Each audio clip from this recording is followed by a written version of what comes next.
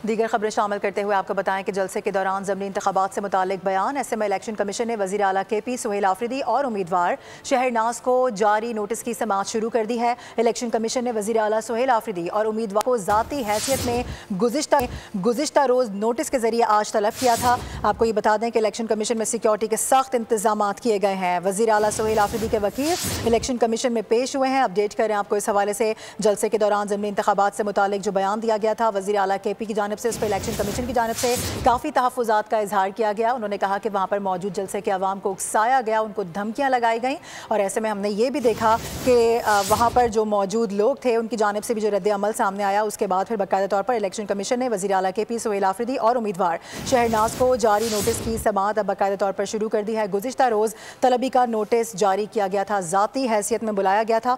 अपने नाज़रीन को याद दिला दें कि शहरनाज उमर अयूब साहब की वाइफ हैं, उनकी अहलियाँ हैं और उम्मीदवार भी हैं। जिसके बाद हमने देखा है कि जिस जगह से वो इलेक्शन लड़ रही हैं वहाँ पर सिक्योरिटी के सख्त इंतजाम कर दिए गए हैं और ये मौक़िफ़ इख्तियार किया गया है। सारी सूरत हाल के अंदर इलेक्शन को पुरअमन तरीके से किया जाना एक सवालिया निशान बन चुका है। इलेक्शन कमीशन ने वज़ीर आला सुहेल आफरीदी और उम्मीदवार को ज़ाती हैसियत में तलब कर रखा है। इलेक्शन कमीशन में सिक्योरिटी के सख्त इंतजाम कर दिए गए हैं। बताया जा रहा है कि वज़ीर आला सुहेल आफरीदी के वकील इलेक्शन कमीशन में पेश हो गए हैं। आपको अपडेट कर दें कि जलसे के दौरान ज़मीनी इंतखाबात से मुतालिक जो बयान दिया गया था, इलेक्शन कमीशन ने उस पर नाराज़गी का इजहार किया, तहफ़्फ़ुज़ात का इजहार किया था और गुज़िश्ता रोज़ तलबी के नोटिस दोनों को जारी किए गए थे, ज़ाती हैसियत में बुलाया गया था। अभी खबर ये मौसूल हो रही है कि इस हवाले से बाकायदा तौर पर समाअत का आगाज़ हो चुका है।